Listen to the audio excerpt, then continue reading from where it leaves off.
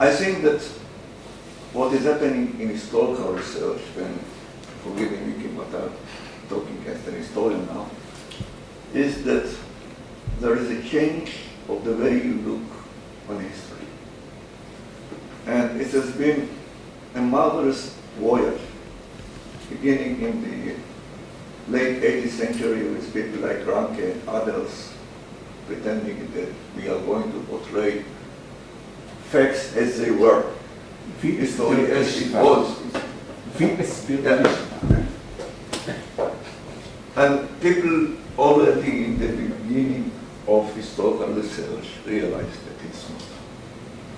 The mere debate in all modern countries, if there is or should be a department of history or local history. That's a certain way of looking on history.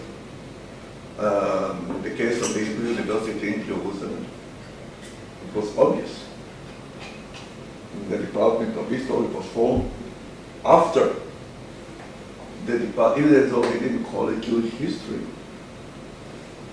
It was first ours and then the others.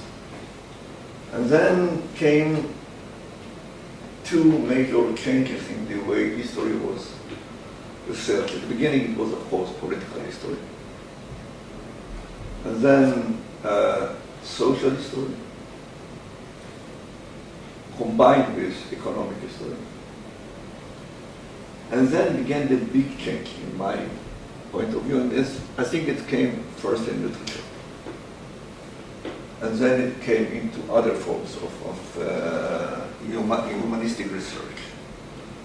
And this is the case, and I think what is most influencing on the historical research is the rise of cultural anthropology. Cultural anthropology meant to do one thing and did exactly the opposite. When people like Margaret Reed and others went to places, we are going to sit there for 2, 3, 4, 5 years for trade to understand another community. They did bring their own community into the interpretation of what they see in other communities.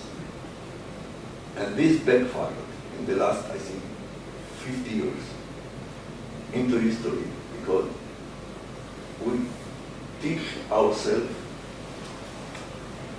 not to look on things from our perspective. And this is because of one thing that happened, I think, in the last 40 years. We don't realize it yet because we talk about it, but we don't realize the effect. And this is the rise of postmodernism. Postmodernism makes us look on things differently.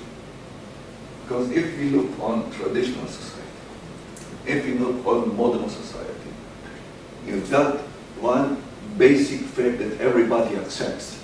Would it be religion in one state of history and nationalism on the other state of history? And in those cases, each group has its own identity. And by identity, I mean two things, always. Who am I and why I'm different from the other? Postmodernism changed all that. Because there is a global perspective. There is not a global reality yet. But when you live in one place and you go to another place and in a short while you get used to it, it's not that strange. It's a new kind of way of understanding our culture, and for us, an historian, to understanding how the formal culture are different than others. I think that contrary to what others think, and I've been talking with many, many colleagues about it, I think that historical researchers are becoming better than they used to be. You don't look to the past to find yourself because you are living now. You find. But if you understand the others, you have a better understanding of yourself. And letters are, for me, an excellent way to look at it. And that's why I chose the set of letters that I brought in my talk, because you've got letters by people. This is our problem, etc. You've got letters by, let's say, administrators, and you could see the difference. And history is much more complex than it is, but it's much less. It's much complex because you've got, well, every time you brought it, when it's how you reacted to boss at the last reaction. You took an issue that boss was talking about and made it into a much wider issue. You have to find terms, and I think that to define terms, and if we do it by looking at the text and understanding it, each and every text you've got reasons. And I think the moment we understand it, we are very good historians. You have the text, you have the context, and you have the subtext. But you have got a support. You've got your interpretation of all this. And letters, more than any, maybe is the exception of diary, that people are adding not for publication, but for their own. Maybe with this exception, letters are the best way for us to understand. Actually, it's a sort of, if you make a difference between taking a picture and looking at a video, letter is taking a picture. And you could take one picture, and that you could see, it was a day later, you could see the movie in the making. And this is what diaries and letters. I don't think that other means can do it as well. Maybe a log of ship gives you an understanding how history works with people. This is my perspective, and this is actually why I'm doing this set of workshops on echo documents. Last time, we were fortunate enough to publish 9 of our papers, Mickey's and Daniel's, those. And I implore, please try to make your paper, even though it's funny, Alan, it's fine. Try to make it into a paper. It of course goes through all the procedures.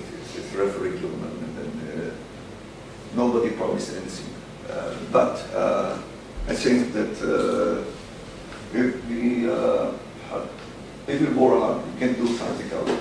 So it will not only be a video that we can see and show later, but also some benefit for common research.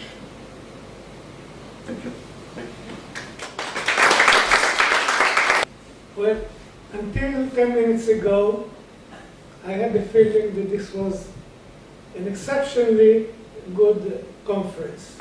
Lectures were diverse, people were knowledgeable, topics were different and very interesting, and all the compliments to you, Haim, for organizing them. But then about 10 minutes ago, I realized that one word was not voiced throughout the conference, and that word is gender. We never had a word about gender, which makes me suspect. You never said the word gender. If you didn't say the word gender, this is not a real academic conference. Oh, okay. We talked about it. Yeah. We did. The idea of having a conference is reading a certain paper called Gender as a Category of Doing History. We all know wrote it. The niece of Eli Gollach, Scott Wallach was the one who wrote it. And this is the basis of this, my project history. Oh, boy. My second project, Gender is not for females, for everybody. Thank you. Thank you very Thank much. you. Thank you so much.